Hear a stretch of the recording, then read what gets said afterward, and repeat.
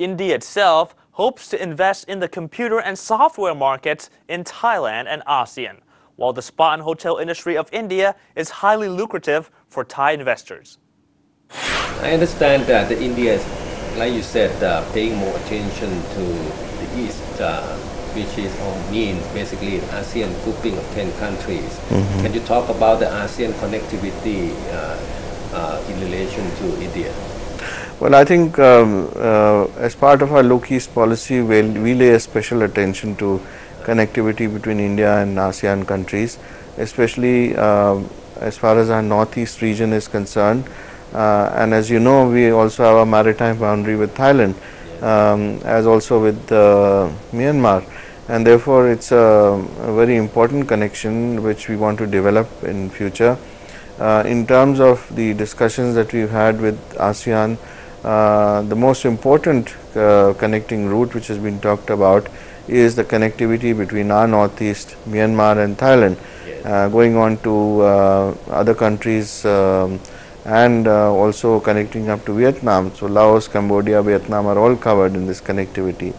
And at the same time, we want to make sure that we have connectivity projects which come up in the context of BIMSTEC organization, which are still not finalized, but we are discussing them at the same time. I see.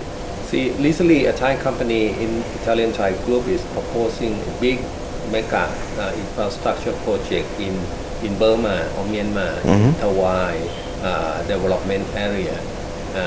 Indian companies are also interested in this kind of investment? Yes, we are very much interested, and we will be discussing with Ital Thai the projects that are coming up in Dawei for investment purposes, for development purposes. It's also a part of the connectivity and infrastructure engagement that we want to build with Thailand. And I think there's interest on both sides to make joint efforts towards developments there. I see. On the regional issues, what are the most important items in your opinion at this stage? I think our bilateral relationship is going through a good phase. We have been able to move forward on a number of areas in the past few months, and especially over the last couple of months in the run up to this visit. And that shows that there is a real desire on both sides to move forward on issues which are outstanding for quite some time, and that also includes issues which relate to consular matters, for instance. And not only that, we have discovered that because of the complementary nature of our economies, we can do a lot together in terms of information technology, in terms of automobiles, and sectors like food processing, infrastructure development, as also development of ports, power plants, etc. So we have a lot of interest from businesses of both sides, and once we have the services sector covered in our comprehensive economic agreement, I'm certain that there would be a number of projects which will take place in the hospitality industry in both countries.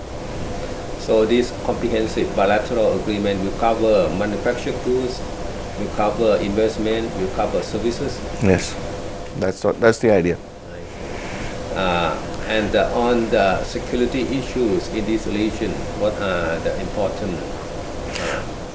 Well, the most important issue is, of course, making sure that fugitives from each other's countries are apprehended and returned back to the countries concerned for justice, for which we are working on the consular arrangements, as I told you.